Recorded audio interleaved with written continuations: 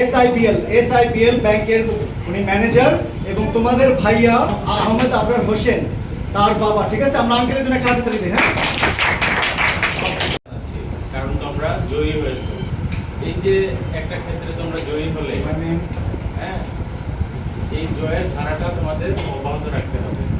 হ্যাঁ, সামনের দিনে তোমাদেরকে আরো অনেক বড় বড় স্বপ্ন দেখতে হবে, আরো অনেক ধাপ তোমাদেরকে অতিক্রম করতে হবে বাস্তব জীবনের প্রবেশের আগে। হ্যাঁ, অনেক কিছু শিখতে হবে, অনেক কিছু জানতে হবে। আর সেজন্য নিজের স্বপ্নটাকে সবসময় বড় রাখতে হবে। কত বড় স্বপ্ন দেখবে তোমরা? কত বড় বলো তো? স্বপ্নের ক্ষেত্রে একটা জিনিস মনে রাখবে, স্কাই ইজ দ্য লিমিট। আকাশের কোনো সীমানা আছে? সুতরাং স্বপ্নেরও কোনো সীমানা থাকা যাবে না। অনেক বড় স্বপ্ন দেখতে হবে, কারণ যে যত ছোট স্বপ্ন দেখবে তার অর্জনটা তত ছোট হবে। ঠিক আছে? সুতরাং সবসময় বড় স্বপ্ন দেখবে এবং পরিশ্রম করবে, তাহলে দেখবে তোমরা এক সময় অনেক উপরে যেতে পারবে, অনেক বড় কিছু করতে পারবে। এবং আমাদের দেশ, এই দেশে একটা পরিবর্তন এসেছে, নতুনভাবে ছাত্ররাই পরিবর্তন নিয়ে এসেছে এবং সবাই নতুনভাবে দেশটাকে গড়ার জন্য স্বপ্ন দেখতেছে। তোমরা সবাই স্বপ্ন দেখতেছো, তোমাদের থেকে শিক্ষা নিয়ে আমরা স্বপ্ন দেখতেছি। ঠিক আছে? তো এইভাবে এই দেশ তোমাদের দেশ, তোমাদেরকেই করতে হবে। সুতরাং তোমাদের মনের মতো করে যেন গড়তে পারো, এর জন্য তোমাদেরকে জ্ঞান অর্জন করতে হবে, দক্ষতা অর্জন করতে হবে।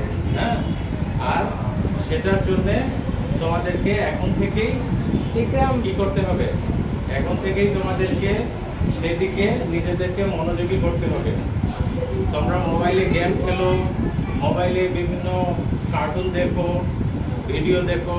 হ্যাঁ, মোবাইল তোমরা ছোটবেলায় জন্ম থেকেই তোমরা মোবাইল হাতে পেয়েছো। আমরা যখন ছোট ছিলাম তখন কিন্তু এসব ছিল না, টেকনোলজি ছিল না। এখন গোটা দুনিয়া তোমাদের হাতের মুঠোয় হয়, কারণ মোবাইলে গোটা পৃথিবীর সবকিছু তোমরা দেখতে পাও। এই যে সুযোগটা, এটা তোমাদেরকে কাজে লাগাতে হবে জ্ঞান অর্জনের জন্য, নতুন কিছু শেখার জন্য। এখন শিখতে চাইলে, হ্যাঁ, এক ক্লিকে অনেক কিছু শেখা যায়, কিন্তু মেইন জিনিসটা কি দরকার? নিজের আগ্রহ। ঠিক আছে?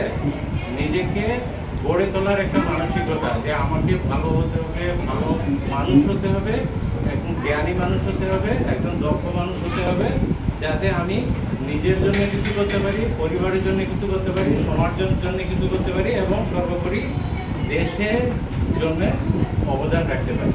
বুঝতে পারছো? এই মানসিকতা নিয়ে এখন থেকে তোমাদের নিজেদেরকে গড়তে হবে। ঠিক আছে?